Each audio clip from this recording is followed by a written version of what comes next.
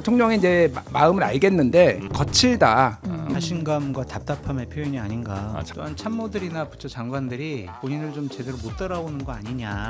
그래서 본인이 직접 SNS 상에서 의견을 강하게 내세운 것이 아닌가. 이런 이분법적 논리는 위험하다. 그러니까 모든 다주택자를 다 악마화하거나 마귀화하면 안 된다라고 저는 기본적으로 생각을 해요. 이거를 이끌어내겠다라는 그 의지는 알겠는데 네. 이거를 단순화하면 안 된다. 사정이 있음에도 불구하고 저는 대통령님의 국정 운영 방침에 동의하고 네. 같이 하기 위해서 전 팝니다. 이러면은 100점. 조정훈 고성국 두 사람의 공통점이 있어요. 네. 태세 전환이 기가 막히다. 예. 이익에 따라서 움직이는 두 사람이 만났다. 한동훈을 극도로 싫어하고 공격을 합니다. 그러니까 당직 인선의 기본적인 전제 조건이 첫 번째는 한동훈 싫어, 두 번째는 한동훈을 정치권에 발붙이지 못하도록 계속 공격을 하고 짓밟으려고 하는 사람들.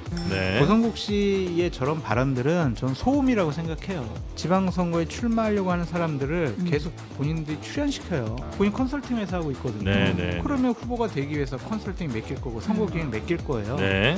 돈벌이의 수단으로 이런 것들을 이용하는 것이 아니냐라고 제 나름대로 한없이 가벼운 시사 토크쇼 장르만 여의도 2월 4일 수요일 순서 시작하겠습니다. 반갑습니다. 정영준이고요.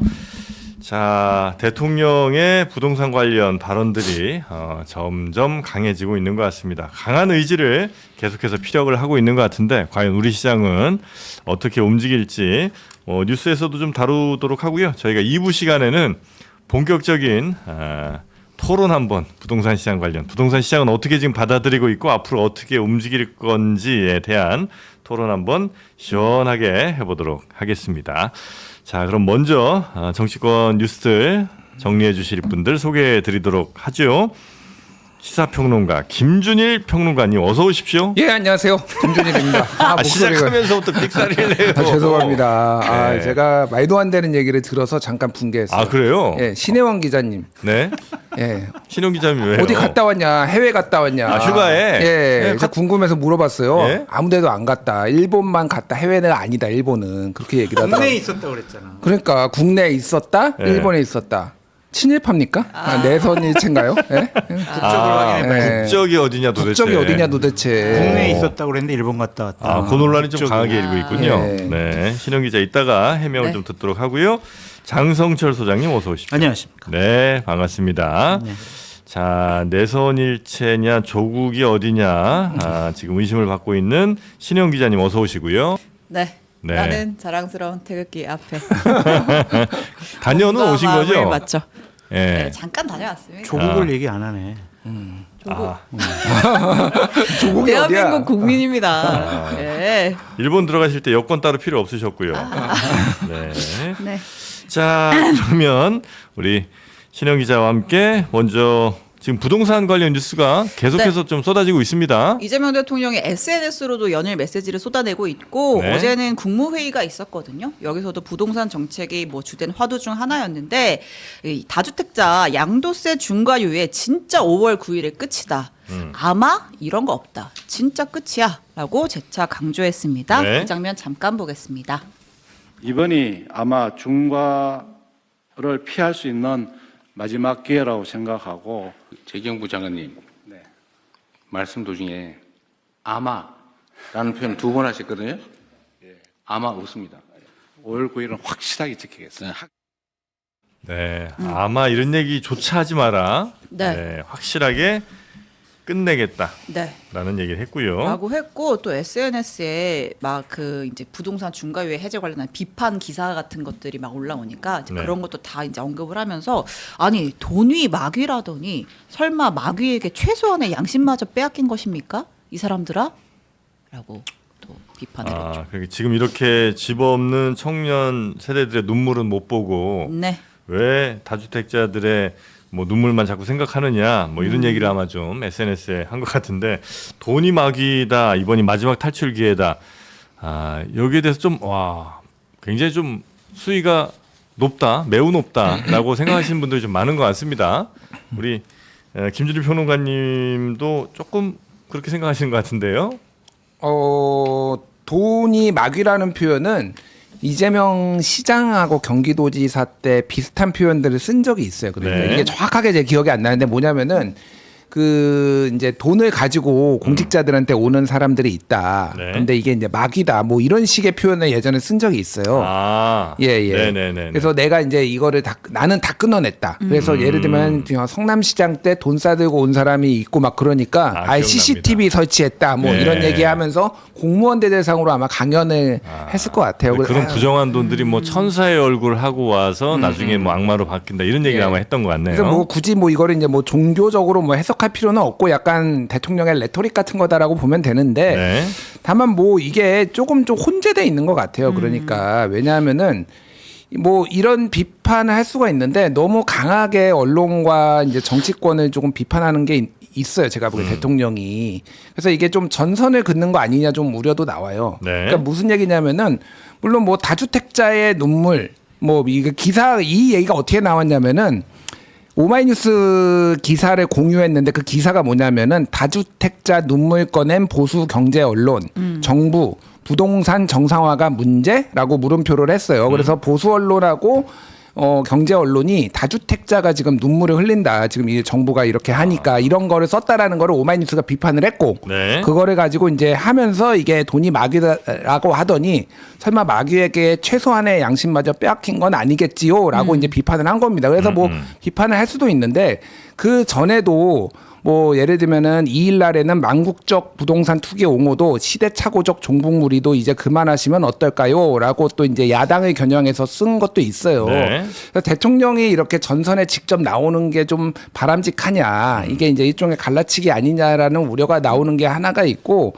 이러면서 이제 부동산 정책의 실효성에 대해서 약간 우려들이 나오고 있는데 그것도 다 이제 좀 공격의 대상이 대통령을 지지하시는 분들로부터 돼서 이게 약간 건전한 토론이 안 된다 이런 언론에서의 뭐 불만들도 좀 있었습니다. 그래서 네. 대통령이 이제 마음을 알겠는데 이게 조금 너무 좀 거칠다 이런 언어들이. 얘기들이 좀 나오고 있어요. 네. 예. 그만큼 또 강한 시그널을 주고 싶은 뭐 그런 마음도 분명히 좀 있으신 건 아닌가 생각이 좀 들고요. 자신감과 답답함의 표현이 아닌가. 아, 자신감, 그런 생각이 답답함. 듭니다. 아, 나는 코스피 5천까지 누가 나 할 줄 알았어? 난 해냈잖아. 그때 다들 뭐 못 믿었을 때. 부동산 집값 다 못 잡는다고 하는데 난 할 수 있어. 난 이재명은 믿어봐. 합니다. 네.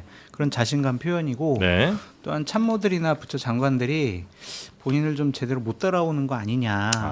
그래서 본인이 직접 SNS 상에서 의견을 강하게 내세우는 것이 아닌가 네. 그런 생각이 좀 드는데 네.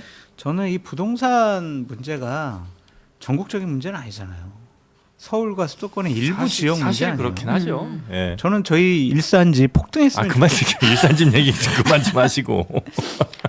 좀 얼마나 마음에 상처가 되는데 사실 그런 곳들이 이제 대부분 정상적인 시장인 거고 네. 이제 그래서 서울 쪽이 너무 좀 많이 올랐죠. 이런 일부 지역이잖아요. 네. 그럼 결국에는 이거는 지방 선거 때 서울 지역을 탈환을 하기 위해서는 서울 일부 지역의 집값을 잡는 것이 최우선의 과제가 아니냐라는 지방 선거용 메시지도 포함되어 있다. 아, 그래요? 그렇게 보여집니다. 그러니까 그러니까 제가 좀 이런 얘기를 더 할게요. 그러니까 네. 뭐 좀 비판, 김준일 다주택자냐 뭐 이렇게 물어보시는 분들 있는데 다주택자면 얼마나 좋겠습니까? 네. 제가 다주택자가 아니라서 안타까울 따름이고요. 네. 뭐 이게 이제 돈이 마귀냐라고 얘기를 하면은 이제 청와대 참모들 중에서 다주택자가 여럿이 있잖아요. 그 중에서 이제 강효정 대변인과 김상호 춘추관장 보도지원 비서관은 뭐 집을 내놨다고 해요. 네. 그러면 봉욱, 문진영, 최성아, 이태영, 김현지, 이성훈, 권순정, 이주환, 김소정 이런 사람들은 다 마귀인 거예요. 그러면은. 왜 집에 집착해가지고 안 내놓습니까? 저는 이거를 무조건 내놔야 된다라고 얘기를 하는 건 아닌데 이런 이분법적 논리는 위험하다. 그러니까 마귀냐 아니냐 뭐 이런 거예요. 이분들도 다 다주택자고 네. 다주택에는 이유가 있는 거예요. 그러니까 모든 다주택자를 다 악마화하거나 마귀화하면 안 된다라고 저는 기본적으로 생각을 해요. 물론 대통령의 정책적 수단을 통해서 이거를 이끌어내겠다라는 그 의지는 알겠는데 네. 이거를 단순화하면 안 된다. 네. 예. 그래서 이제 대통령도 그렇게 얘기를 했죠. 이걸 뭐 억지로 팔으라는 거 아니고 팔지 말라고 해도 팔고 싶게끔 만드는 그 정책적인 변화가 좀 필요하다 이런 얘기를 좀 했던 것 그렇습니다. 같고요. 사실 경기지사 때는 네. 이제 사급 이상 공무원들 다 팔아라. 안 팔면 인사 불이익 주겠다. 그러니까 일종의 강제적인 좀 조치처럼 지시를 내렸었는데 이번에는 이제 그런 비판 있는 거 나도 안다. 청와대 참모 중에 뭐 몇 명, 12명이 다주택이고 나도 아는데 억지로 파는 건 의미가 없다. 파는 게 이익이도록 만들겠다. 네. 이렇게 얘기를 했습니다. 자, 그리고 이제 5월 9일까지 그 유예하는 거는 확정, 그러니까 5월 9일에 끝나는 건 확정이고 대신 5월 9일까지 계약만 하면 네. 일단 좀 봐주는 거죠. 계약서 쓰면 잔금 치르고 등기 치는 것까지는 조금 더 봐줄게라고 하면서 지역을 좀 나눴어요. 네. 강남 3구랑 용산 이렇게 네 곳은 3개월, 그러니까 8월 9일까지는 잔금 등기 완시켜라라는 거고 나머지 이제 그 지난 11호 네 부동산 대책 때 편입된 지역 나머지 지역들은 네. 6개월, 그러니까 11월 9일까지도 봐주겠다라고 네. 했는데 뭐 일단 지금 효과가 있느냐가 중요한 거잖아요. 일단 지금 뭐 서울시 아파트 매물은 조금 늘고 있는 것 같아요. 급매물들이 조금씩 나오곤 있죠. 네, 근데 이제 매물이 나왔다라는 것과 거래가 이루어진 거랑은 다르게 봐야 하는 거니까 실제로 팔리고 이렇게 거래로 이어질지는 좀 지켜봐야겠죠. 네. 네. 자, 그리고 하나만 더 네네. 얘기를 드리면은 제 말에 비판하실 수도 있는데 뭐 준이라 부자가 세금 내는 게 아깝냐 이렇게 하셨는데 저는 아시는 분은 아시겠지만 저는 세금을 더 올려야 된다라고 그동안 일관되게 주장했던 네네네. 사람. 보유세 올려야 되고 네. 금융투자소득세도 도입해야 된다. 코스피 5천까지 갔는데 금융투자소득세 도입 안 하면 언제 도입할 거냐 이런 거 세금을 지금 저는 더 걷어야 된다라고 기본적으로 하는 거. 보유세도 올려야 된다고 생각해요. 사실은 네. 대통령이 얘기했듯이 선거의 유불리와 관계없이 해야 된다. 저는 하면 된다라는 거예요. 이재명은 하니까 빨리 했으면 좋겠다라는 건데 네. 그거와 무관하게 이게 일종의 갈라치기처럼 볼 수 있는 거는 대통령이 좀 통합을 하시는 분으로서는 신중해야 된다라는 그거 우려를 전한 거예요. 네. 근데 현실적으로 지방선거 전에 세금을 올린다면 지방선거에 부정적인 영향을 끼칠 수밖에 없다라는 정무적인 판단을 안 할 수가 없을 거예요. 물론 겉으로야 나는 뭐 선거 유불리 신경 안 써. 이렇게 뭐 얘기하실 수 있겠지만 대통령이 선거에서 지면 국정 운영 동력이 떨어지고 주도권 잃어버리잖아요. 그렇다면 현재 이 부동산 정책이라든지 여러 드라이브는 지방선거에서 승리하기 위한 여러 가지 조치가 아니냐. 저는 그렇게 판단을 하고 있기 때문에 대통령의 진정성을 모릅니까? 선거의 유불리를 따지지 않고 부동산을 잡겠다고 지금 하시잖아요. 진정성 지금. 우리 김준일 평론가님이 평가하시고 저는 그 이면에 어쨌든 선거용이라서 세금 문제를 건들기는 어려울 것 같다. 그런 생각이 드네요. 네. 자, 선거 지나고는 건들까요? 거기에는 이제 국민연금 네. 연금 개혁 있잖아요. 공무원 사학연금 개혁. 그것까지 아마 2028년 총선까지는 좀 시간이 있잖아요. 선거가 없고. 네. 그래서 올해 하반기부터 내년도까지는 그러한 연금 개혁까지도 다 한번 하실 것 같다. 네. 그런 생각이 드네요. 자, 조금 전에 김준일 평론가도 참모들 가운데도 다주택자들 이야기를 해주셨는데 민주당 의원들 중에도 또 다주택자들이 있잖아요. 예, 요것도 이분들에 대한 전화 인터뷰가 좀 있었던 모양이죠. 전화 인터뷰까지는 아니고 이제 네. 중앙일보에서 이제 한번 체크를 한 것 같아요. 예. 그러니까 어쨌든 이제 정부 여당에 발맞춰서 이런 좀 움직임에 동참을 해야 할 것 같은데 민주당 다주택 의원들 몇 명이나 있나라고 보니까 24명 정도가 있고 네. 이제 그 중에서 6명, 그러니까 모두에게 물었는데 11명은 팔 거를 물었더니 답을 안 했고 6명은 팔기 어렵다 이렇게 얘기를 했대요. 그러니까 그러면 이제 사실상 뭐 절반이 넘는 분들이 팔기 어렵다고 했거나 답하기 어렵다 이렇게 얘기를 하는 거잖아요. 네. 네. 네. 그러면 이제 세금 내면 된다. 네. 이게 이제 정부의 네. 입장인 거죠. 네. 알겠습니다. 근데 이제 뭐 약간 억울한 분들도 있는 것 같아요. 그러니까 이제 팔고 싶어도 팔 수가 없는 상황인 경우들도 있다. 뭐 예를 들면 상속받은 거. 상속을 받았다거나 뭐 그래서 뭐 가족명의. 지분이 있다거나 아니면 뭐 전세를 줬는데 전세 기간이 남아 있으면 거기 세입자를 또 쫓아낼 수는 없는 것이고 막 이런 뭐 디테일한 이유들은 있는 것 같습니다. 네. 근데 이유 없는 뭐 사정은 없잖아요. 이게 참 대통령으로서는 아니 내가 그렇게 세게 지금 몇 번째 계속 드라이브 걸고 얘기를 하고 있는데 집권 여당 의원들이 안 따라줘. 아무리 사정이 있더라도 사정이 있음에도 불구하고 저는 대통령님의 국정 운영 방침에 동의하고 네. 같이 하기 위해서 전 팝니다. 이러면은 100점. 근데 사정이 있는데요. 그러면 이제 마이너스 50점 이렇게 되겠죠.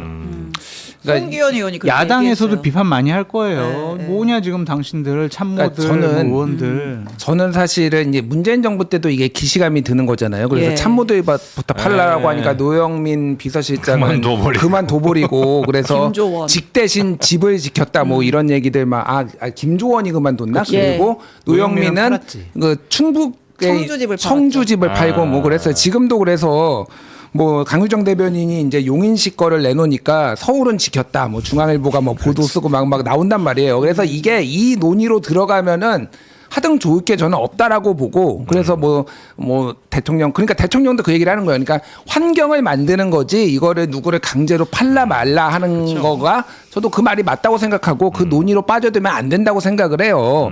다만 이제 저는 국회의원들이나 이 청와대 참모들이 집을 두 채 가지고 있는 게 어느 정도 이해는 됩니다. 왜 그러냐면은 국회의원들은 자기 지역구가 있어요. 네. 그럼 서울에도 물론 전세를 살 수도 있죠. 서울이든 자기 지역구든. 그런데 서울에도 집이 있고 이를테면 자기 지역구에도 집이 있는 경우도 꽤 있어요. 장도혁 대표는 6채 가지고 있다고 하잖아요. 뭐 상속분 지분까지 합쳐가지고. 뭐 오피스텔 같은 것도 있고. 오피스텔 같은 네. 것도 있고 그래서 이거를 일률적으로 사실은 다 적용하기 어려워요. 그러니까 다주택자들도 일부는 이유가 있는 분들이 꽤 있는 거죠. 그러니까 네. 이게 그래서 저는 다주택자들이 집에 많이 매물을 내놓는 게 정책적으로 바람직하다고 생각하는데 이거를 막위 뭐 이런 얘기까지 나오는 게 좀 위험하다. 이건 모두가 그러면은 민주당도 국힘도 청와대 참모도 모두가 막위가 될 수 있다 이 얘기를 하는 거예요. 전 생각이 좀 다릅니다. 또요? 네. 왜냐하면 네. 자유시장 경제 체제니까 뭐 집을 10채 갖든 20채 갖든 돈 있는 사람 네. 투자할 수 있죠. 공직자는 그러면 안 된다고 생각이 들어요. 그런 법적인 문제를 넘어서서 네. 도덕적인 윤리적인 공직자로서의 자세가 아닌가라는 좀 생각이 들어요. 네. 많은 국민들이 집 때문에 고통받고 있고 집 없는 분이 더 많이 있잖아요. 네. 그런 분들의 마음까지 살펴야 음. 공직을 할 수 있고 국민을 대표할 수 있는 기본적인 공직자로서의 자세를 갖추는 거지. 네. 나는 공직도 갖고 있고 난 돈도 있어. 그럼 내가 뭐 내 돈 가지고 투자하는데 이거는요 도덕적 윤리적 관점이 빵점이라고 생각이 들어요. 요즘 정체성 혼란을 좀 겪고 계신다는 얘기 들었던 거 같아요. 아니 저는 이거는 예전부터 이건 얘기했어요. 평소 국회 있을 수준이시- 때부터 알겠습니다. 이거는 안 된다. 국힘에나 좀 팔라고 하십시오. 그러면 국힘도 팔아라.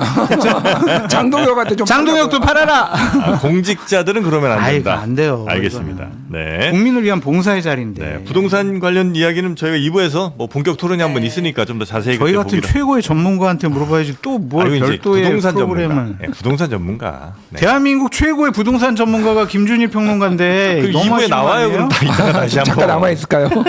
근데 아무튼 이 대통령의 이 강경한 메시지에 대해서 이제 야당은 좀 비판을 하고 있잖아요. 네. 장동혁 대표가 SNS에 지금 미국이 다시 관세 25% 올린다고 하고 당내에서는 뭐 이른바 명청대죠 2인자 싸움하고 하니까 분노의 화살을 뭐 집 가진 중산층에게 돌리고 있는 거 아니냐라고 하면서 이 대통령의 기본 사회 실험의 결말을 국민과 함께 집권하겠다라고 하면서 저는 이 대목이 좀 웃기더라고요. 공격을 하면 끝까지 할 것이지 저는 이제 이 소모적인 말다툼에서 물러나겠다.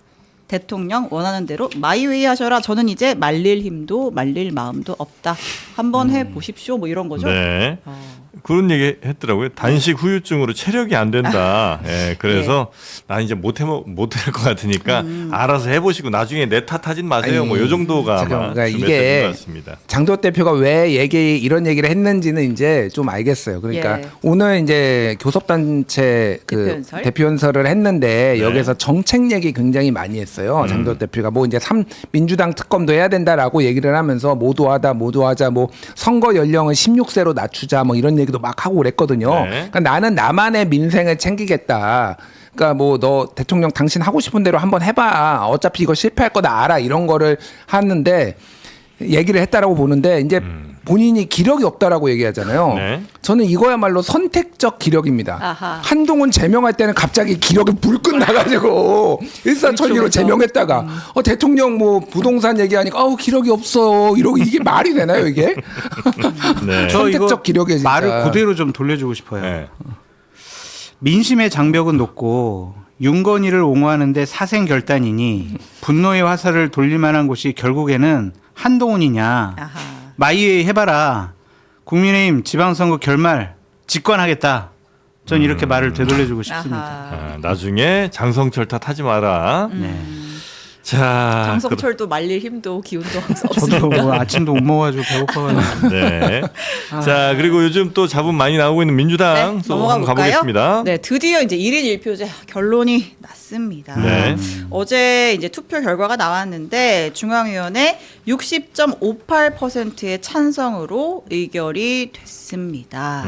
네, 이제 뭐 어쨌든 통과가 된 건 된 건데 네. 이 찬성률을 봤을 때는 지난해 12월에 이제 첫 투표할 때 찬성률이 한 72.65% 정도가 됐고 그리고 이제 지난달에 권리당원 투표할 때도 그때도 한 뭐 한 80 몇 퍼센트 정도 여론조사 결과들이 있었거든요. 네. 한 7, 80%대 찬성률이 있었는데 이번에는 60.58%가 최종 결론이었네요. 네. 이 정도면 뭐 이 투표율에 따라 어떤 의미를 부과할 정도 수준이 되는 거예요? 아니면 어쨌든 뭐 과반이니까라고 생각하면 되나요? 그러니까 좀 제가 먼저 설명을 드릴게요. 네, 네. 그러니까 예. 지난번하고 이번하고 좀 비교를 해보면은 지난번에는 중앙위원이 596명이었고 이번에는 590명이에요. 그러니까 큰 네. 차이는 없어. 6명이 아마 좀 사퇴를 하고 이를테면 예. 선거 위해서 그랬고 한 590명 정도 된다고 보고 지난번에는 투표를 한 사람이 373명. 이번에는 투표를 한 사람이 515명. 네. 투표율이 높아졌네요. 투표율이 굉장히 높아졌어요. 네. 그래서 지난번에는 찬성률이 찬성 투표자들 중에서 찬성률이 74.8%. 근데 이번에는 찬성률이 투표자들 한해서 하면은 60.58% 네. 이렇게 된 거예요. 근데 이게 이제 제적 기준으로 50%가 넘어야 되는 거잖아요. 그러니까 그래서 그거를 그냥 계산을 해보면 지난번에는 제적 과반에 28명이 부족했고 이번에는 16명이 더 찬성을 했어요. 네. 그러면은 28 플러스 16 하면은 대략적으로 한 40명? 40여 명. 40여 명이 이동을 했다라고 보면은 이거를 이제 정청래 대표가 이렇게 얘기했어요. 축구에서 1대 0으로 이기든 3대 0으로 이기든 이기면 이긴 건 이긴 이긴 거지. 거다. 이게 맞는 얘기예요, 사실은. 그런데 적극적으로 내가 투표를 해가지고 이거를 반대 의사를 표시를 해야 되겠다라는 중앙위원이 더 늘어났다라고 저는 볼 여지가 있는 거예요. 물론 이동도 했지만 이게 정청래 대표가 중앙위원 투표를 이틀에 걸쳐서 했어요. 그러니까 그리고 투표 안 한 사람들 다 찾아가지고 전화 투표 독려를 했다라는 거예요. 그러면 이거는 본인 사실은 이게 불만이 있었어요. 본인이 1인 1표제 추진을 하면서 플레이어가 마치 심판 역할을 하면서 이런 식으로 하는 게 맞느냐. 예. 근데 어쨌든 뭐 당대표가 그렇게 한 거는 뭐 결과고 제가 말하는 거는 이거를 통과는 됐지만은 정청래에 대한 의구심은 점점 커지고 있다. 네. 그게 이제 이 뒤에 있는 합당 논란 이것까지 연결지으면서 적극적으로 참여해서 반대하는 의사를 보여야 되겠다는 사람들이 꽤 많이 늘었다라고 보는 게 맞을 것 같아요. 반대하는 사람들의 적극적 의사표면도 꽤 늘은 것 같다라고 보시고요. 1대 0으로 이겼지만 게임의 내용이 안 좋아요. 그냥 뭐 완벽하게 전략 전술을 해가지고 이게 멋있게 딱 넣은 게 아니라 어떡하다 뒷발질했는데 그냥 공이 들어간 거야. 네. 저쪽 팀의 실수로. 아, 그러니까 그걸 이렇게 이것이 자축할 만한 일인가? 예, 그러니까 기뻐할 만한 일은 아닌 것 같고 네. 대략 과반에 17명 넘기잖아요. 이거는 정청래 대표가 당 운영해 나가는 데 있어서 중앙위원들이 상당히 좀 견제하고 있다. 네. 그리고 정청래 대표의 연임 문제와 관련해서 그리고 또 합당 문제와 관련해서도 좀 불편한 마음을 드러낸 것이 아닌가 네. 그런 생각이 듭니다. 그래서 지난번보다 좀 게임의 질은 더 안 좋아진 것 같은데요. 한두 달 사이에 정청래 대표에 대한 좀 뭐 반대의 목소리가 상당히 좀 높아진 것 같은 느낌이 좀 듭니다. 그건 이제 딱 그 목표가 서 있는 거잖아요. 그 지향점이 이게 달라진 부분들. 그 네. 합당 문제와 관련해서도 그렇고 그 합당이 결국에는 연임하려고 그러는 거 아니야? 유리하려고 그러는 거 아니야? 그 그런 생각 의심을 때문에 받죠. 당연히 네. 공격받을 수밖에 없죠. 네. 이 어제 투표 결과 나오고 나서 정청래 대표가 기자간담회를 했어요. 그러니까 이번 1인 1표제 도입은 뭐 당원 주권주의 실현이고 무엇보다 당내 개파를 척결해 줄 것이다. 이런 표현을 썼거든요. 개파는 왜 척결이 되는 거죠? 한번 들어볼게요. 네. 이렇게 1인 1표가 시행됨으로써 가장 직접적인 효과는 당내에 개파가 해체될 것이다라고 저는 예상합니다. 개파 보수의 눈치를 보지 않아도 개파 보수에 줄 서지 않아도 이제 본인들이 당원들에게 인정을 받으면 어느 누구라도 평등하게 공천의 기회를 갖게 되는 네, 민주당이 개파 없다고 많이 그랬던 것 같은데 이제 해체가 되는군요. 네. 저는 저 발언을 보고 네. 와, 그러니까 이게 저는 기본적으로 제 스탠스는 뭐냐면은 권력 투쟁에는 선악이 없다라고 봐요. 뭐 예. 보시는 분들이야 이제 내가 이재명 대통령을 좋아하네, 정청래를 좋아하네, 조국을 좋아하네, 김어준을 좋아하네 이런 호불호가 있겠지만은 저같이 평론하는 사람들은 그냥 좀 드라이하게 보는 게 맞다. 네.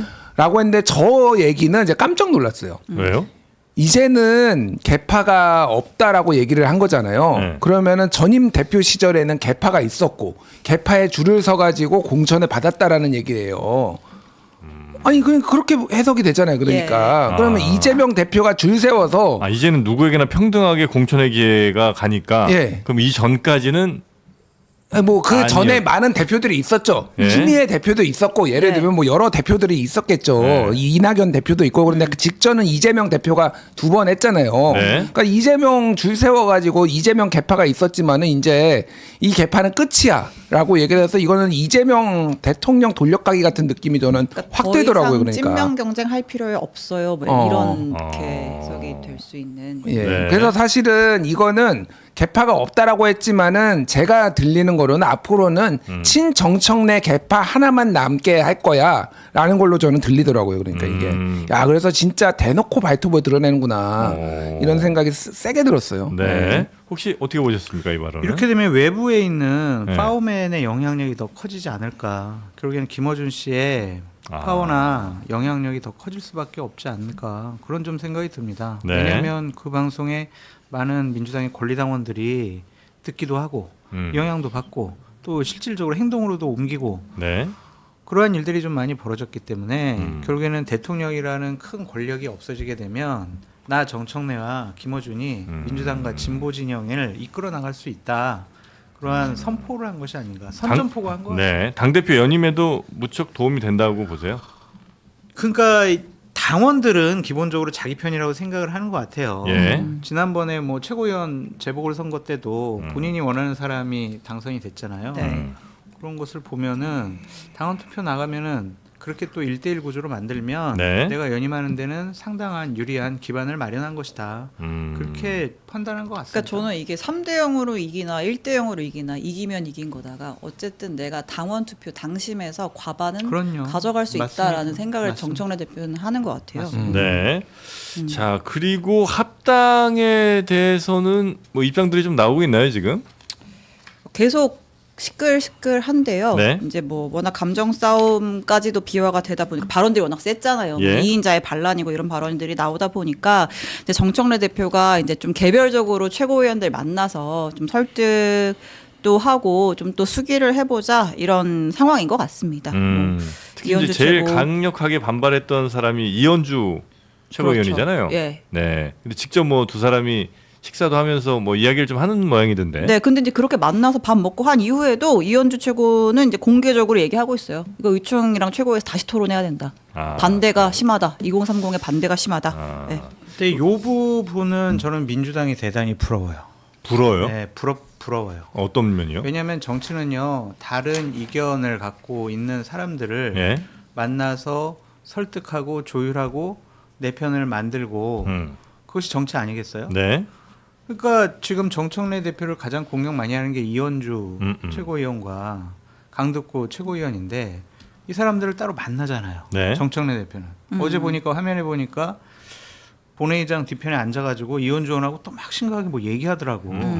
그게 부러운 거예요. 그게 정치 아니에요. 너 나 공격했지? 너 나 막 비판했어? 뭐 나보고 뭐라고 했더라? 뭐 태양이 두 개 하면서 나 뭐 거의 뭐 쫓아내고 재신임해야 된다고 지금 날 쫓아내려고 그래? 너 징계! 이렇게 안 가잖아요. 아. 국민의힘은 이거 나 반대했어? 뭐야 지금 우리한테 뭐 거지 같다고 그러? 너 제명? 뭐야? 제명. 이런 식으로 경찰에 이거 단계 조사시킬 거야. 아. 이런 식으로 나가잖아요. 아. 민주당이 훨씬 더 건전한 거예요. 정치의 아. 본질에 따른 거예요. 네. 그러니까 저는 이 부분이 부러운 거예요. 막 갈등과 분열, 다툼이 있더라도 네. 어쨌든 만나서 밥도 먹고 네. 술도 먹고 아. 같이 얘기도 하고 또 공격하고 이러잖아요. 갈등 줄여 나가고 뭐 이런 것들이 이게 맞죠. 그래도 좀 정상적으로 돌아가는 정당으로 보이는데 그렇죠. 국민의힘은 너무 경찰 한심하다. 조사할 거야부터 네. 징계, 제명 이거는 정치가 아니거든요. 네. 거긴 당 대표가 당원 자유의지의 총합이니까. 그거 동의하시는 겁니까 지금? 그렇지 않아요. 일본 갔다 오시더니 지금 생각이 많이 바뀌셨네요. 네. 근데 정말 중요한 얘기를 하셨어요. 왜냐하면은 어쨌든 지금 노선 투쟁과 권력 투쟁을 민주당이 하는 거는 맞지만은 이거는 당이 좀 더 잘 되는 방향에 대해서 서로의 존재를 인정해 가면서 논쟁을 벌이는 거잖아요. 네. 기본적으로 뭐 당대표를 이 권위를 아예 인정 안 한다라든지 상대방을 없애야 된다 이런 건 아니잖아요. 그러니까 할 수 있는 모든 수단을 하지만은 최소한의 선은 안 넘는다. 그렇죠. 국힘은 상대를 죽이려고 하는 거다. 그러니까요. 예, 이게 진짜 근본적으로 다른 거다. 그래서 민주당이 저는 뭐 약간 우려되는 부분도 있고 하지만은 저는 네. 민주당이 잘 해결할 거라고 봐요. 합당은 예. 그럼 어떻게 할 거라고 보세요? 저는 궁극적으로는 할 거라고 봅니다. 궁극적으로 정청래는 합니다. 지방- 아니 이재명만 합니다가 아니에요. 네. 설전에는 안 해요 그럼? 못해요? 설전에는 힘들고요. 힘들고. 아니, 당연히 힘들고 네. 당연히 힘들고 정청래 지방선거. 대표가 본인이 하겠다고 해서 지금 못한 거 있나요? 정청래 대표는 자기가 공약으로 내건 게 뭐였냐면은 네. 추석 연휴 때 귀성길에 네. 검찰청 폐지를 제가 뉴스를 듣게 만들어드리겠다가 공약이었어요. 예. 그리고 뭐 듣게 만들었어요. 네. 그러니까 이게 정청래 대표 보통 사람이 아니에요. 이거 제가 뭐 이거 지지하고 그런 게 아니라 정청래 이재명도 하고요, 정청래도 하고요, 다 합니다. 그래서 이게 저는 결국 합당될 거라고 봐요. 네. 저는. 예. 그럼 합당하면 누가 가장 큰 이익을 얻는 거예요? 양당 다 아니면 양당에서도 어디 자꾸 속삭이는 소리가 들리는데. 예. 아니, 뭐 각자의 이해관계가 있겠죠. 아. 유불리가 네. 있겠죠. 아. 근데 이제 합당을 하게 되면은 네. 글쎄요. 뭐 조국 대표도 조국 대표도 좋을 거고 네. 김어준 씨도 뭐 좋아하겠고 아. 김민석 총리는 좀 싫어하겠고 뭐 이러지 않을까요? 아, 왜요? 네. 그냥 전선이 그렇게 나눠져 버렸잖아요. 아. 지금 유시민 이사장 전 노무현재단 이사장도 좋아하겠죠. 네. 조국 전 대표와의 합당이 네. 8월달 전당대회 때 정청래 대표에게 좋을 것이냐 나쁠 것이냐는 상황을 좀 지켜봐야 될 것 같아요. 근데 하지만 합당을 하게 된다면 조국 대표가 6월달에 있을 지방선거에 있을 뭐 재보궐선거 지역구에 네. 어느 정도 좀 뭐 미략이 있다 표현이 이제 그쪽 표현이니까 예. 미략과 조율이 있는 거 아니냐 그렇게 보면은 현실적으로 당선될 만한 지역의 공천을 받아서 배지를 달고 본회의장 안에 앉아 있으면 위상이 정말 천양지차로 커질 수밖에 없어요. 다음번 뭐 당대표 선거도 나갈 수 있고 또 2030년 대선도 나갈 수가 있잖아요. 네. 조국 대표로서는 거의 모든 것을 얻을 수 있다. 그래서 지금 원론적인 얘기를 하고 계시지만 이 합당에 거의 올인하고 계시지 않을까. 아, 그런 조국 생각이 대표는? 듭니다. 예. 그 유시민 작가가 그 얘기 했잖아요. 대통령이 될 생각이 있으면 조국 대표는 본류를 타야 된다. 맞아, 합당 빨리 해야 된다. 큰 물에서 놀아야 돼요. 그러니까 네. 이준석 대표가 자꾸 뭐 국민의힘 사람들 만나는 거랑 비슷한 건데, 근데 유시민 장관에 대해서는 비판하지 않을 수가 없어요. 그러니까 드러내놓고 김어준 씨 방송 나가가지고 김민석 총리를 상당히 비하하고 조롱하면서 깠어요. 너 울먹이지 말고 책이나 보고 좀 공부 좀 해. 그리고 옛날에 저기 정몽준 후다녀, 너 과거를 생각해봐. 네가 지금 그런 주장하고 당대표 될 자격이 있어? 이런 식으로 힐난했거든요. 네.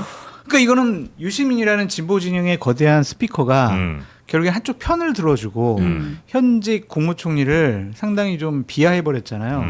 여기 이 싸움에 참전한 것 자체가 상당히 이제 다른 의미로 우리는 평론가들은 해석할 수밖에 없어. 네. 친노, 친문, 친조국 세력들이 현재 이재명 세력을 네. 누르고 진보 진영과 민주당의 주류가 되고 싶어 한다. 네. 그런 야욕을 드러냈다. 그러기 위해서 합당시켜가지고 당권은 정청래, 대권은 조국 이런 식으로 하려는 거 아니냐. 이런 식의 저희는 평론가 의심을 할 수밖에 없죠. 뭐 유시민 작가는 뭐 본인의 생각을 뭐 얼마든지 얘기할 수는 있는 할 수는 있는데 그렇죠. 그렇게 그냥 공부 좀 해, 책이나 좀 읽어 이렇게 얘기하는 게 과연 맞는 것이냐. 아니, 미국의 뭐 총리인데. 유시민 전 노무현재단 이사장은 네. 사실은 이제는 특정 정파 민주당 내에서도 특정 성향의 분들을 좀 더 대변하는 성향이 매우 강해졌어요. 최근에 네, 스피커들의 이제 발언을 보면은 그래서 이게 그 김어준 씨 뭐 얘기가 나왔으니까 지난 2일에 이제 김어준 방송에 나갔잖아요. 네. 김어준이 그랬어요. 아니 유시민 작가가 우리가 섭외하기 전에 본인이 나오겠다고 해서 나온 게 처음이다. 그러니까 그렇게 내가 이제 해야 되는 얘기가 있었던 거지. 할 말이 꼭 있다. 그러니까 합당은 하는 게 좋고 그리고 이제 김민석 총리를 비판한 거는 제가 보기에는 과거 노무현 대통령 그 후단협 시절의 것까지 거슬러 올라간 게 아닌가 저는 약간 그런 추론을 해요. 근데 그러니까. 그 선을 넘었지. 그러니까 뭐 어쨌든 저도 좀 너무 좀 세게 얘기했는데 유시민 입장에서는 자기가 더 선배고 뭐 이러니까 뭐 김민석 비판할 수 있다라고 본인은 생각을 할 것 같은데 네. 실은 유시민 노무현재단 이사장이 이제 이렇게 노골적으로 뭔가를 얘기를 하기 시작하면은 당내 분란이 커질 수밖에 없다. 그리고 이미 많은 이제 당 내에서도 민주당 사람들이나 얘기를 들어보면 전선이 그냥 김어준, 예. 정청래, 유시민 여기 이렇게 플러스 조국. 플러스 한 조국까지 라인이 있고. 이쪽에 한쪽이 있고 네. 반대에 이제 뭐 김민석 그리고 그 외에 이제 친명들 뭐 이현주 뭐 해가지고 크게 보면 대통령까지 있는 이 전선을 너무 확고하게 유시민이 만들어 버렸다라는 얘기들이 많이 나와요. 좀 그래서 제가 보기에는 개파 갈등을 오히려 조금 이렇게 워워해야 되는 약간 당의 원로 같은 분인데 이거를 직접 참전하는 게 좀 위험해졌다라는 생각은 좀 많이 근데 들어요. 왜 그러겠냐고요? 왜 참전했냐고? 이런 예. 비판 모르겠냐고요? 그만큼 조급하다는 거고 네. 이번 기회에 기선 제압을 해야 음. 자신들이 민주당의 주도권을 가져갈 수 있다. 이건 개파를 넘어서서 세력과 세력의 싸움이 될 것 같아요. 그래서 지방선거 때까지는 그래도 선거 승리해야 되니까 잠잠하더라도 예. 6월 4일부터 8월 3일까지는 네. 민주당 정말 시끄러울 거예요. 근데 전당대회 유시민, 국면에서. 김어준 뭐 예를 들어 요 라인에 대항할 수 있는 이게 상대 파트너가 있긴 있어요. 민주당 내에서. 오창석 최욱 있잖아, 최욱. 최욱. 우기는 아니에요. 네. 그러니까 제가 지금 굉장히 재밌는 거를 요즘 봤는데 네. 그 맞아, 조금 매부쇼에 그래요. 출연하는 선수들과 네. 김어준에 출연하는 선수들이 다르잖아요. 조금 겹치는 그래요? 사람도 있지만은 최근에 그 매부쇼에 출연하는 선수들이 네. 김어준을 엄청 공개적으로 비판하더라고요. 김용민 그래요? 최경영. 예, 상당히 흥미롭게 보고 있어요. 그러니까 흥미롭게. 그래서 이게 김어준은 그냥 나는 내가 약간 김어준은 내가 권력을 만들어. 약간 이런 느낌이 있어요. 그러니까 다음 대통령은 내가 정해. 내가 만들어. 예. 민주당은 내가 좌지우지해라는 네. 거고 나머지의 스피커들 그게 이동영이 됐든 뭐 최욱이 됐든 누가 됐든 친민주당계 성향들은 훨씬 더 이제 권력 친화적이 쉽게 얘기를 하면은 대통령 쪽에 가깝다고 보면은 스피커들도 분화가 되는 거는 맞아요. 부인할 수가 없어요. 맞아요. 예, 지금. 하여튼 뭐 최욱 씨는 또 잘 해낼 거라 생각을 합니다. 안부 좀 전해줘. 그렇게. 우리나 잘 합시다. 우리나 잘합시다. 네, 진짜. 아유, 우리가 뭐 잘 이렇게 감히 뭐 하겠습니다. 누구를 얘기를 합니까? 아무튼 그 유시민 작가 네. 발언이 좀 이제 친명계에서는 좀 불편했나 봐요. 오늘 이제 한준호 의원이 그 발언은 조금 불편하게 들린다. 왜 민주당을 마치 조국을 대통령 만드는 자양분처럼 여기게끔 말해? 지금 당도 시끄러운데 말이야. 뭐 이렇게 또 한마디를 했고 이제 그러다 보니까 우리 조금 이런 감정은 좀 내려놓고 네. 좀 숙고하고 토의하자. 이런 뭐 텔레그램 주고받는 의원들 뭐 단톡방의 사진이 또 본회의장에서 포착이 되기도 했죠. 네. 포착되라고 보낸 게 아닌가 싶을 정도의 정중함과 이 정도면 예, 댓글이 있었는데 화면 잘 보이라고 손도 약간 치워준 것 같은데. 그렇습니다. 네. 자, 그리고 요거는 뭐 전하기만 하면 네. 내일 이제 이재명 대통령의 대표 시절에 이제 함께 호흡 맞췄던 원내지도부 박찬대 전 원내대표 등이 이제 청와대로 초청이 돼서 만찬을 갔는데 시점이 조금 민감해서 여러 가지 정치적 해석이 나오더라. 네, 비공개 네. 만찬을 박찬대 네. 의원 그리고 이재명 대통령이 했다. 네. 근데 뭐 대통령께서 뭐 정청래 대표를 견제하고 박찬대 네. 전 대표 등에게 네. 힘을 실어주려고 네. 이 시점에서 이렇게 뭐 만찬을 네. 했다라고 보시는 거예요? 좀 그런 말 한 적 없는데요. 알았어요. 예. 두 분 뭐 하시는 거예요? 뭐 연극합니까? 아니 궁금해가지고 여쭤봤어요. 자, 그럼 이제 국민의힘 네. 쪽 한번 가볼까요? 넘어가겠습니다. 네. 국민의힘에서 저는 근데 국민의힘 소식이면서 이준석 대표가 국민의힘 의원들이 연 토론회에 참석을 했어요. 그러니까 이제 국민의힘에 이제 뭐 소위 말하는 소장파, 개혁파들이 이제 꾸린 모임, 이제 대안과 미래라는 모임이 있는데 여기에서 위기의 한국 보수에 대한 진단과 해법 토론을 주최했거든요. 여기 이준석 개혁신당 대표가 강연자로 등장을 했습니다. 강연자로 초청이 된 거예요? 초청이 된 거죠. 네. 무슨 생각으로 응했을까? 무슨 생각으로 초청은 한 걸까? 그러게요. 아니, 왜 뭐- 불렀고 왜 간 거예요? 아니 부른 이유야 당연히 지금 보수가 지금 분열 4분 5열 되어 있고 네. 최근에 이제 조선일보가 차라리 민주당 찍는다 뭐 국민의힘 3단 분열 뭐 이런 기사를 썼어요. 그러니까 그래서 이제 원래 이제 비상계엄 때문에 나가 떨어져서 무당파에 있는 사람 근데 지금 그나마 있었던 한동훈계까지 떨어져 나가면서 이제 당권파, 한동훈 그리고 무당파까지 지금 3단 분열 이렇게 돼 있는데 제가 보기에는 한 7단 분열 정도 돼요, 진짜로. 왜냐면은 그렇게 한동훈계 있고 당권파에 있고 거기에 대한과 미래도 별도의 그거거든요. 아. 별도의 일종의 개파처럼 활동을 하고 있잖아요. 네. 거기에 지금 뭐 안철수 따로 뭐 이제 김문수 따로 뭐 유승민 따로 있어요? 예, 김문수 아니 그러니까 어쨌든 김문수 전 경기도지사도 지금 네. 최근에 경기도지사 불출마 선언까지 했어요, 지금. 예. 안 나간다고. 당연히 안 나와요. 아니 당연히가 아니에요, 지금. 아, 그래요? 다 안 나간다고 하고 있어요. 제가 알기로 유승민 전 의원도 안 나간다라고 지금 얘기를 언론에 비공개로 네네. 기자들 만나서 한 바가 있고 네. 지금 막 이런 상황이니까 지금 완전 4분 5열이니까 제가 말한 건 뭐냐면은 대한과 미래에서는 뭔가 지금 하나라도 통합을 시키기 위해서 이준석을 불러서 조금 지금 이 상황을 좀 다리를 놔주고 싶다라는 생각이 있을 거고 그런 거고 이준석 입장에서야 어쨌든 보수 내에서 자기의 스피커 파워가 커지는 거를 마다할 이유가 없는 거죠. 그럼 이렇게 기사가 나오는데 그러니까 뭐 이해관계가 서로 맞아 떨어졌다라고 보면 될 것 같은데 갑자기 나는 이준석이 좀 웃긴 게 장동혁은 황교안처럼 될 것이고 그 판에는 안 들어간다. 예. 얼마 전까지는 막 손잡고 장동혁 대표랑. 장동혁이랑 공조하겠다 막 이러더니 갑자기 또 뭐 이러니까 좀 웃긴다. 뭐 이 생각은 들어요, 솔직히. 내가 네. 언제 공조한다고 그랬어요? 언제 선거 연대한다고 그랬어요? 언제 뭐 정책 연대한다고 그랬습니까? 그냥 특검 2개만 관련해서는 우리도 옳다고 생각하니까 그거에 국한한 공조죠. 아니 라고 제가 계속 얘기를 하죠. 아니 제가 이거는 물어보고 싶은데 네. 뭐냐면은 이준석이 없으니까 장 소장님한테 물어볼게요. 자, 이 이준석이 지금 장동혁 대표를 까는 이유가 뭐냐면은 박근혜가 와가지고 단식이 끝났으니까 나는 의구심이 들었다라는 거예요.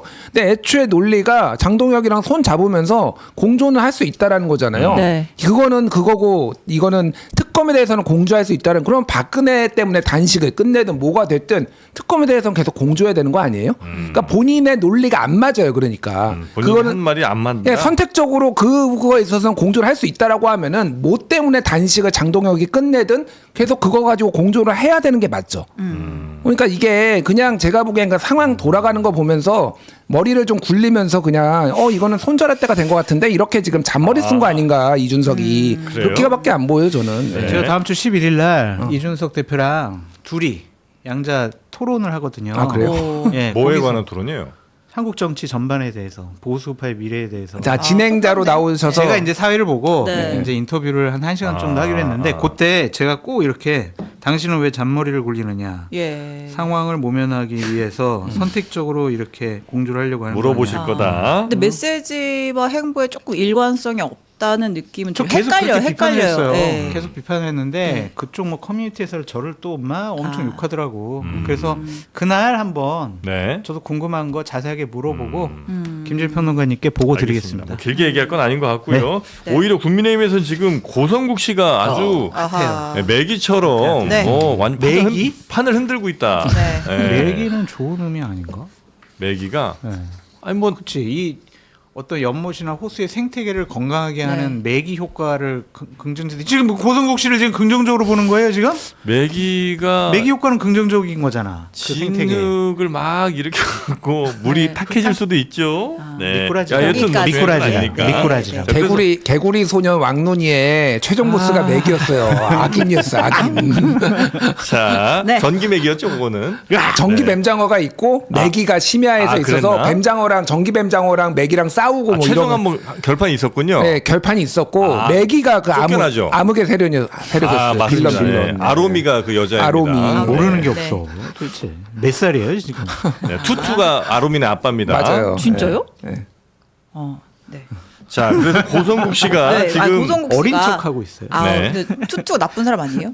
투투? 네. 투투는 아로미네 아빠. 약간 나빴다가 나중에 저기 개과천선합니다. 네, 개과천선하죠. 알겠습니다. 알겠습니다. 자, 고성국 씨, 특별당원 고성국 씨가 전두환을 계속해서 칭송하고 있잖아요. 전두환은 피를 흘리지 않고 민주화를 이끌어낸 대통령이다. 그런데 왜 우리 당사에 당대표실에 전두환의 사진이 없느냐라는 주장을 이어가고 있죠. 이거 잠깐 네. 들어볼게요. 역사적 전환기, 유혈 진압과 학살이냐, 정치적 후퇴와 타협이냐 라고 하는 갈림길 대목에서 전두환의 선택은 그야말로 영웅적 결단이었다. 거의 피를 흘리지 않고 민주화를 이끌어내는 역사적 대타협을 한 전두환 대통령, 노태우 대통령. 뭐가 그렇게 겁이 나고 쫄려서 사진조차 제대로 못 끌어요? 그걸 무슨 징계할 사안이라고 얘기를 하냐? 그거 토론해보자. 토론할 사안이다. 이렇게. 네. 본인도 근데 한 20, 30대 때는 전혀 다른 얘기를 했었던 것 같은데. 그렇죠. 네. 그러나 여튼 뭐 지금 하는 이야기들은 전두환, 노태우 왜 우리가 자랑스럽게 사진 못 거냐 이런 얘기를 하고 있고 심지어 그 조정훈 의원은 말씀 잠깐 해주신 것처럼 정말 특별 당원이라고 칭송을 또 네. 이렇게 하고 있고 고성국 그것도 당원은 잠깐 들을까요? 어떤 거예요? 특별. 네. 아유 한번 들으십시다. 네. 마포갑의 당협위원장님. 그렇습니다. 전 마포갑의 신입 당원이에요. 아, 예. 환영합니다. 당원이 되신 걸. 특별 당원이시니까 저희 잘 모시도록 하겠습니다. 네, 잘 모신답니다. 근데 조정훈 의원이랑 또 이 고성국 씨는 약간 안 맞을 것 같았는데 또 잘 이렇게 또 화합이 되네요. 잘 맞아요 지금. 아, 원래 잘 항상의 맞아요? 호흡이죠. 왜냐하면은 이 두 사람의 공통점이 있습니다. 예.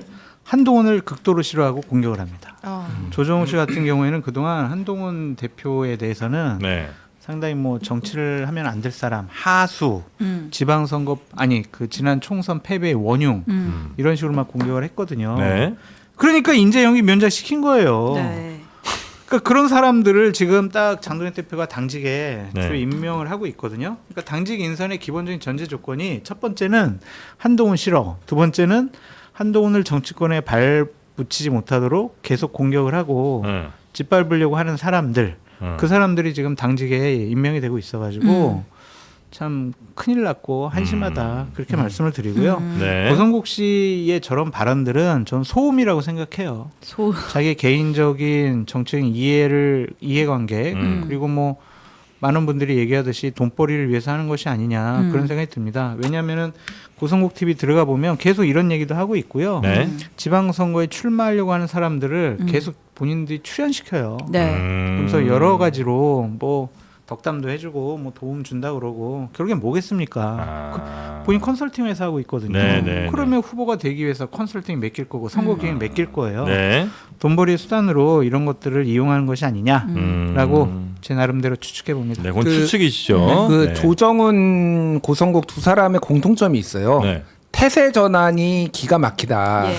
예, 그래서 뭐 이제 그러니까 조정훈 의원도 원래 더불어민주당의 이제 위성정당, 더불어시민당에서 이제 시대전환으로 공천을 받아서 그때 이제 했다가 결국은 국민의힘으로 갔잖아요. 네. 뭐 이제 사람이 이제 뭐 변할 수도 있는 거라고 저는 생각을 하는데 그게 이제 정당하게 명분이 있었느냐를 가지고 좀 비판이 많이 받은 것 같아요. 그리고 그 안에서도 한때는 내가 73년생이다. 나도 한동훈이랑 동갑이다. 막 네. 이렇게 뭐 얘기도 하다가 언더칠삼. 갑자기 이제 뭐 총선 패배 백서 낸다고 하면서 그때 백서 TF 팀장 예. 하면서 갑자기 이제 뭐 공격적으로 나오고 막 이런 뭐그 역사들이 있어요. 그래서 예. 고성국 박사도 아까 얘기하셨지만 과거에는 중도 진보 성향의 평론가였다가 그 굉장히 정확도가 높았어요. 제가 옛날에 그 얘기 보면은 거의 몇 석 맞추는지 그 원내대표는 누가 몇 표 얻는지 이런 거 다 맞추는 분이었어. 그러니까. 근데 지금은 이제 완전 태세 전환을 해가지고 이쪽에서 이익에 따라서 움직이는 두 사람이 만났다. 한때 총기가 좀 있었는데. 네, 뭐 그렇게 보시면 될 것 같고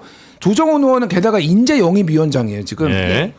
특별 당원을 지금 인재로 영입을 해가지고 이게 지금 그 고성국의 이런 말이 그냥 일개 다른 유튜버들하고 달라지게 이렇게 비중 있게 되는 이유는 예. 당에서 다 만들고 있는 거예요. 김재원 최고가 아유 당원 가입하실래요? 제가 추천원서 써드릴게요. 이렇게 해서 라이브 방송 중에 가입 바로 써버렸죠. 바로 써버렸어요. 네. 그러니까 최고위원이 모셔왔네.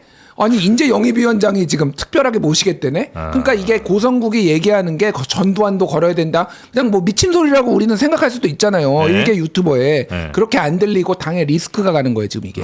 그리고 대- 네. 네. 예, 대표가 그러면 이거는 선을 그어줘야 되는 거예요. 그러니까 당 대표는 대표가. 오히려 더 좋아하는 것 같은데. 아, 네. 그러니까 선을 그어주든 아니면 진짜 요구를 들어주든 어쨌든 장동혁 대표는 이 요구에 대해 답변을 해야 되는 상황인 거잖아요. 네. 일단 매기 1 이제 고성국이 있고 매기 2가 또 어제 입국을 했죠. 전환길 씨가 어제 전환길 예, 씨. 경찰에 이제 조사 받으러 가야 되니까 체포방해 혐의로 체포방해 선동 혐의로 그래서 이제 들어왔는데 들어오면서 그 비행기 내리자마자부터 라이브 방송했거든요. 환영 인파 보면서 내가 BTS가 된 줄 알았습니다, 여러분라고 하면서 장동혁 대표님 누구와 갈지 분명하게 선택하십시오. 원칙을 버린다면 나 역시 당신을 버릴 것입니다.라고 했습니다. 네. 너 누구 때문에 당 대표 된 줄 알지?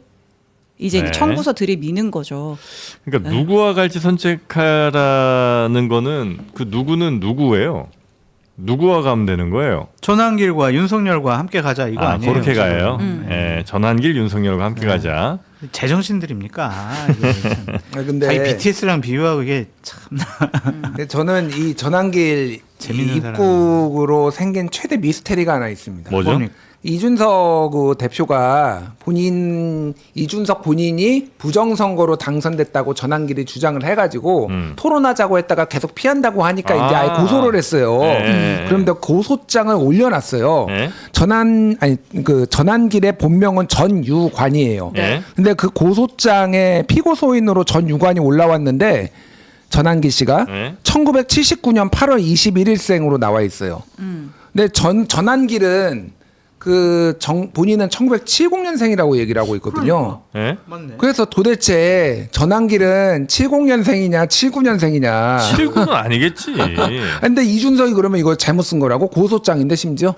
근데 나이가 79년생처럼 79 얼굴은 아닌데. 아니 그러니까요. 제가 79는 저보다 동생이라는 얘기거든요. 이준석이 틀렸던지 전환길이 틀렸던지 둘 중에 하나인 거예요. 70인데 이렇게 약간 뭐 인사가 잘못됐거나 이런 것도 아니고 아니요, 79가 79라고 명확하게 써 있어요. 그래요? 네, 지금은 이준석 의원이 가렸어요, 그 부분을. 아. 몇 년생인지를 뒤늦게 페이스북에 가렸는데 만약에 79면 정말 79.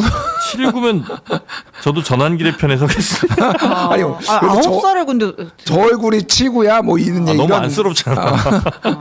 79는 아닐 거예요 아마. 뭐 본인이 뭐라고 하는지 모르겠습니다. 뭐 70 정도는 뭐 충분히 이해는 되는데. 지금 8월 21일로 나오는데? 그러니까. 그래서 그래. 데스매치 해라. 이준석과 전환길이 네. 부정선거 토론하기 전에 79인지 70인지 데스매치를 70일 거예요? 아니 70일 거예요 아마. 네. 아니 그래서 장동혁 대표는 어떻게 하냐고요? 같이 가냐고요? 누구랑 같이 가냐고요? 이제 다음 전환길과 같이 주면 가겠죠 무슨. 윤석열 그래요? 1심 선고가 또 있잖아요. 이미 6월 탈당한 19일에. 분입니다. 탈당한 분에 대해서는 저희가 특별하게 언급하지 않도록 하겠습니다. 그렇게 얘기할 거라는 거죠? 그럼 뭐라고 얘기하겠어요? 으악! 그러면서 잘했다. 근데 그렇게 얘기하면은 이제 전환길에서는 배신자, 널 누가 그렇겠지. 대표 만들어줬는데 소리 지난번에 나오잖아요. 고성국 씨 같은 경우도 네. 이해한다. 자, 우리 장동혁 우리가 지켜줘야 된다. 아, 이렇게 그렇게 얘기를 했어요. 얘기했어요? 전환길도 그렇게 하겠지. 당 대표로서 어쩔 수 없는 네. 정도의 입장이 있다. 네. 그러나 장동혁 저 사람의 마음은 우리한테 우리가 잘 알고 있다. 네. 우리 편이다. 그렇죠. 이런 얘기를 한다는 거죠. 네. 자, 장동혁 대표가 어느 사람과 함께 갈지 어느 노선을 탈지는 이제 곧 나올 것 같고요. 네. 자, 그리고 강선우 의원 오늘 구속영장 청구될 수 있나요? 네, 그럴 가능성이 커 보입니다. 네. 어저께 이제 경찰에 두 번째로 소환돼서 이제 조사 한 11시간 정도 받았는데 이제 구속을 다시 당연히 좀 영장을 쳤어야 되는 사안이 아닌가 싶은데 경찰에서 이제 뭐 이렇게 보고 있는 거예요. 어쨌든 관련자들 다 불러서 소환 조사했는데 강선우만 다른 얘기를 하고 있다라는 거죠. 네. 강선우는 나중에 내가 보좌관 보고받고 돈 받은 거 알았고 나는 즉시 반환을 지시했다라고 계속해서 주장하고 있지만 네. 뭐 김경시 의원은 난 강선우한테 직접 줬어 이렇게 얘기를 하고 보좌관도 그 돈 강선우 전세금에 사용한 걸로 난 알고 있는데 이렇게 얘기를 하잖아요. 이제 그러다 보니까 뭐 증거인멸의 우려도 있고 해서 구속영장을 오늘 청구할 방침인 것으로 네. 전해졌습니다. 이게 지금 강선우가 이렇게 하는 거는요. 돈을 주는 사람보다 받는 사람이 형량이 훨씬 무거워요. 공무원이. 네. 그래서 특히 이제 특경가법상 뇌물죄 같은 경우에는 1억 원 이상이면은 무기 또는 10년 이상의 징역이에요. 예. 그러니까 이게 지금 1억 원이잖아요. 그리고 이제 뇌물죄라고 하는 거는 대가성이 입증돼야 되지 만약 그게 아니면 정치자금법으로 처벌이 되는 거잖아요. 네. 근데 이거는 대가성이 사실상 저는 입증됐다고 봐요. 왜냐하면 김경 공천 건이 있었고 본인이 거기 공간에 들어가가지고 지금 이렇게 컷오프하면 언제 됩니까? 빨리 단수 공천 줘야 됩니다 해가지고 만들어놨잖아요. 그러니까 이거는 대가성이 입증되면은 강선우는 10년 이상이에요. 그럼 이거 10년이요? 아까 얘기했잖아요. 특가법상으로 뇌물죄가 1억 원 이상이면은 무기 또는 10년 이상의 징역이라니까요, 이게. 그렇게 센가? 강선은 그래서 지금 이거를 무조건 부인을 해야 되는 상황인데 네. 판이 더 어렵게 돌아가고 있다 이렇게 보시면 될 것 같아요. 야, 근데 사실 이거 녹취 나온 지가 언제고 그 김병기 의원과의 뭐 이런 녹취 나온 지가 언제고 또 이 저 김경시 의원과의 뭐 이 부적절한 얘기 나온 게 언젠데 아직도 경찰에서 아직도 이 수준이 너무 늦는 거 네, 아닌가? 경찰에서 무능한 건지 예. 아니면은 좀 수사 의지가 없는 것인지 예. 이렇게 판단을 해봐야 되겠지만 지금 보면 집권 여당 소속된 그런 분들과 관련된 수사는 좀 일부러 무능력하다, 수사 의지가 없다라는 것을 네. 본인들이 보여주는 것 같아요. 그러니까 전재수원 같은 경우도 뭐 전혀 수사가 진척되지 않고 있고 네. 장경태 의원 같은 경우에는 얼마 전에 이제 무혐의 처분을 했거든요. 그렇다라고 하면 권력의 눈치를 보는 것이 아니냐. 저희가 그렇게 비판하지 않을 수가 없습니다. 네. 김병규 의원도 한 번도 소환 안 됐죠. 그러니까요, 아직도. 자, 근데 이 강선우 의원은 이제 만약에 혹시 구속영장이 떨어지면 저 불체포 특권, 체포동의안 통과가 돼야 되죠? 뭐 민주당에서 이 부분을 본인들이 감싸 이건 뭐 안을 수가 없을 것 같아요. 실드는 안 하겠죠, 이거는. 근데 정청래 대표가 항상 우산을 같이 써줄게, 울타리가 되어줄게, 막 이런 얘기를 했었잖아요. 네. 그럼에도 불구하고 지금은 안 되겠죠. 네, 지금은 완전히 지금 뭐 태풍이 몰려와가지고 네. 우산은 날아가 버린 것 같아요. 네. 알겠습니다. 그리고 김경시 의원 관련된 뭐 추가 의혹이 있어요? 네. 그 김경전 시의원이 네. 지난해 8월에 이제 서울시 산하에 그 이제 서울시 산악연맹이라고 하는 이 체육 단체가 있거든요. 거기 임원들 자 민주당에 가입 좀 하십시오. 당비 제가 대신 내드릴게요라고 요청을 했던 것으로 확인이 됐습니다. 네. 그러니까 이제 당시에 이제 김경 시의원이 이제 그때 이제 영등포 구청장 나가려고 했을 때였거든요. 그래서 좀 돈 대신 내주고 뭐 대납해주고 이제 당원들 집단 가입시키려고 한 거 아니냐. 근데 일단 이 산악연맹 측에서는 당시에 그때도 좀 그게 불법 행위고 뭐 특정 정당에 우리를 단체 가입시키는 거는 좀 이상한 것 같아서 실제로는 하지 않았다라고 했는데 김경 시의원이 별짓을 다 했다는 이야기입니다. 근데 신 기자님, 네. 네. 이 정도면 김경도 구속영장 청구해야 되는 거 아니에요? 아니, 김경시 의원 안 하죠. 뭔데 이렇게 하네? 안 하잖아요. 예? 뭔가 있는 거죠. 뭐가 있어요? 뭐가 있는 뒷배가 있는 거지 그러면. 아니, 그러니까 김경 같은 사람에게도 네. 두 가지 가능성이 있어요. 그러니까 뭐냐면은 네. 하나는 수사에 협조적이다라고 지금 볼 수도 있어서 네? 일종의 뭐 플리바게닝까지는 아니더라도 굳이 구속을 안 시켜고 협조를 끌어내서 다 불게 만들었다 이렇게 될 수도 있는 거고 네. 하나는 김경이 이제 주변에 뭐 언론 보도에 따르면은 나 돈 너무 많이 썼다 뭐 이런 얘기도 했잖아요. 지금 민주당 언급된 주변에 상의했던 누구한테 돈 주고 이런 게 민주당 7명 막 의원이 7명 막 이랬단 말이에요. 그러니까 이거를 더 수사를 하기에 경찰이 매우 부담스러운 상황이다라고도 볼 여지가 있다. 장 소장님의 의견이 이제 이쪽인 거죠. 그래서 모르겠어요 지금. 근데 김경은 이때 작년 8월이 또 어떤 때였냐면은 그 진종호 의원이 폭로했잖아요. 사경연맹을 통해서 네네네네. 이게 같은 시기에 정확하게. 네, 맞아요. 그러니까 이때 나는 영등포구청장이 돼야 돼. 지금 영등포구청장에 나가려고 해서 돈을 또 엄청 뿌렸어. 여기저기 민주당 사람들한테 막 뿌렸어. 네. 그러면서 당원도 모집을 해가지고 내 파워도 보여줘야 되는 거를 전방위적으로 지금 하고 있었다. 그러다가 진종호가 폭로하고 근데 이게 수사가 안 되고 있어요. 그러니까 이것도 수사 안 되고 이제 출국했다가 지금 갔다 온 거잖아요. 네. 그러니까 지금 경찰의 문제점에 대해서는 지적 안 할 수가 없는 거죠 지금. 이랬다라는 설이 있어요. 막 조사했더니 막 가감없이 막 다 부는 거야. 김경 시원이 잠깐만. 그거는 저기 얘기하면 안 되는데 잠깐 일단 집에 갔다가 다시 오세요. 이랬다라는 얘기도 있습니다. 예, 뭐 사실하게 된 얘기는 아니지만 저는 그 사실 정도- 확인을 했습니다. 네, 그 정도로 많은 의원들 내지는 정치인들이 연루가 좀 되다 보니까 경찰이 쉬 못 건드린다. 많은 정치인들이나 관계자들이 연루된 거는 그렇게 경찰이 무서워할 것 같지는 않아요. 예. 정말 건들면 핵심. 큰일 나는 사람이 아. 딱 이제 있지 않을까 추측을 해봅니다. 네, 그러지 않았기를 그럼요. 바랍니다. 네. 그러지 않아야죠. 네. 자, 그리고 저 구속되는 변호사 하나 있죠? 아, 네. 감치가 되는 감치되는. 것이죠. 그 네. 이제 이놈의 뭐 판사 땡땡들 뭐 하면서 재판 끝나고 나가서 자기 유튜브 나가서 막 판사 모욕하고 했던 네, 네. 김영현의 변호인 이하상 변호사가 네. 드디어 감치됐습니다. 예. 박수? 이게 뭐 이렇게 축하할 일이라고. 네, 구치소 독방에 수감이 됐고요. 네. 어제 그 이제 그 김용현 장관 다른 재판 끝나자마자 이진관 부장판사가 직접 경위와 함께 그 법정에 들어가서 감치명령 집행합니다. 네. 직접 지휘를 했고 네, 이제 수감이 그한 됐습니다. 2달 살아요? 15일. 15일. 15일? 아, 근데 그 첫날 감치명령 떨어진 그 첫날에 들어갔다가 한번 구치소에서 신원정보 확인 안 돼서 내보냈잖아요. 그때 한 4시간 했다라고 해서 그거 빼고 14일 살게 한다고 합니다. 18시간. 근데 이런 사람들은 또 이게 본인의 채널에 혼자야 혼자. 성장에 또 큰 도움이 아마 될 겁니다. 네. 아유, 이런 걸로 저 성장은 안 됐으면 좋겠는데 뭐 현실이 그런 거 어떻겠습니까만은 그래도 또 답답한 소식 말고 또 반가운 소식이 있네요. 네, 여러분의 앞에 이번 설에 뭘 여러분은 준비하고 계십니까? 어떤 선물? 또 되게 가셔야 될 거 아니에요. 고향 내려가시고 하면 뭐 고기를 사갈까 아니다 우리 어머니 좋아하시는 떡볶이를 사갈까 이런 고민들을 분명히 하실 거란 말이죠. 그럴 때 그 고민들을 모두 해결할 비법을 하나 저희가 준비해 왔습니다.